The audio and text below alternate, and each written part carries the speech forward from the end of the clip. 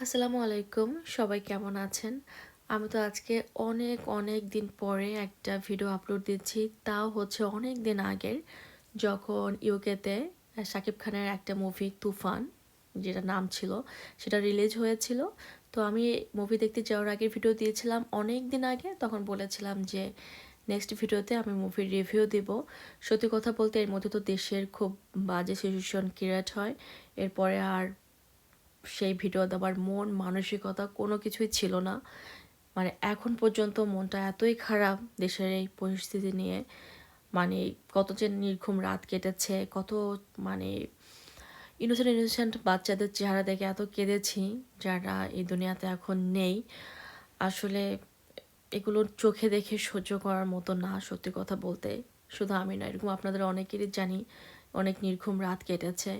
যখন কারোর সাথেই যোগাযোগ করতে পারছিলাম না দেশের, মানে এত অস্থির লেগেছে, এত আতঙ্ক, ভয়ও লেগেছে সত্যি কথা বলতে। কারণ কোনোই খোঁজখবর কারো পাচ্ছিলাম না। মানে এতই খারাপ, মানে সময় মনে হয় আমি ইউকেতে আসার পর আর কখনোই কাটেনি।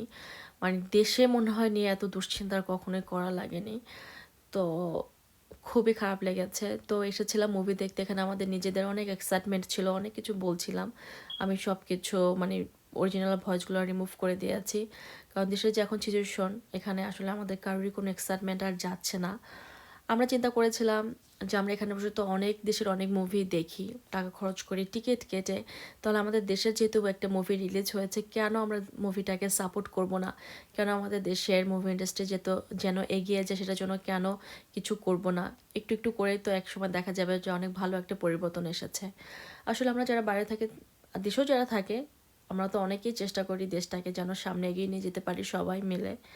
আসলে সেখানে যদি এই ধরনের পরিস্থিতি হয়, এটা আসলেই কাম্য না। আমি চাই দেশের আর যেন একটাও মেধাবী ছাত্রছাত্রীর জীবন না যায়। মানে আমরা এক সময় দেখা যাবে আস্তে আস্তে স্বাভাবিক হয়ে গিয়েছি, বাট যে মানুষগুলো তাদের পরিবারের সদস্যদের হারিয়েছে, কেউ ভাই হারিয়েছে, কেউ বোন হারিয়েছে, কেউ সন্তান হারিয়েছে, কেউ বাবা হারিয়েছে, তো তাদের তো আমৃত্যু, তাদের মৃত্যু পর্যন্ত এই কষ্টের মধ্য দিয়ে তাদের যেতে হবে। এই স্বজন হারানোর যে ব্যথা, কি ব্যথা সেটা যারা হারিয়েছে আমরা তারাই জানি আর কি। তো আমরা চাই অবিলম্বে এই ধরনের পরিস্থিতি বন্ধ হোক। কারণ ছেলে মেয়ে কি একটা দাবি নিয়ে এসেছিল বলেন, কোটা সংস্কার করার জন্য। তো আসলে আমরা অনেকেই চিনি, আমাদের চারপাশে ভুয়া মুক্তিযোদ্ধায় ভরে গেছে। তো ওদের দাবিটা তো আসলে অযৌক্তিক ছিল না। আপনারা এটা শুনলেই পারতেন, প্রথমেই সমাধান করতে পারতেন। তাহলে তো আসলে এই পরিস্থিতি হতো না, এতগুলো প্রাণ ঝরে যেত না। যেগুলো হচ্ছে দেশে, এগুলো আসলে সারা দিন সারা রাত বললেও শেষ হবে না। তবে যখন নিউজ ফিডে ছোট ছোট বাচ্চাগুলোর চেহারা ভেসে আসে, মানে নিউজ ফিডে চলে আসে, তখন কষ্টে আসলে বুকটা ফেটে যায়। ও, এই সিচুয়েশন তাড়াতাড়ি বন্ধ হোক। আর এই তো আমাদের মুভি দেখা শেষ হয়েছে। সত্যি কথা বলতে প্রথমে ভালো দর্শক হয়নি, চিন্তা করেছিলাম যে কি ব্যাপার, এতদিন পরে একটা বাংলাদেশি মুভি রিলিজ হয়েছে। পরে দেখলাম না, আস্তে আস্তে ভালো দর্শকই এসেছিল। তবে মুভিটা বাংলাদেশি মুভি অনুযায়ী অনেক বেশি ভালো ছিল।